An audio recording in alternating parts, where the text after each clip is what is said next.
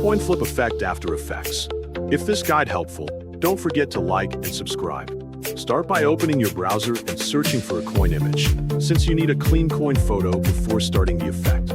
When the results show up, open the one from 𝗕𝘂𝘀𝗀𝘀 because it provides the image you need for this effect. Select the first image on the left so you can use it in your project.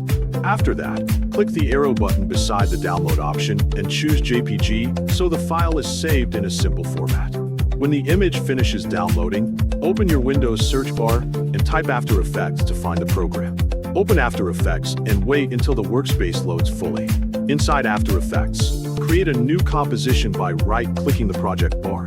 From the menu, select New Composition. Set your composition settings based on what you want, such as size, frame rate, and duration, then press OK to confirm. Once the composition is ready, right-click the project bar again and choose Import so you can bring in the coin photo.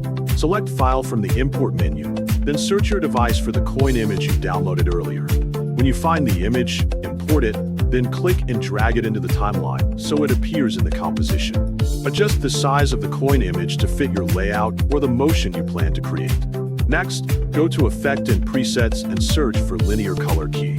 Add this effect to the coin image and set the key color to match the background of the image so the background becomes transparent. After applying the key, go to the timeline and turn on the 3D option for the coin layer so it can rotate in 3D space.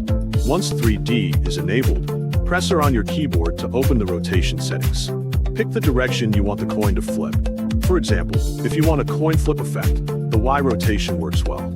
Turn on the keyframe for the Y rotation and set the first keyframe to 180 so the coin starts flipped.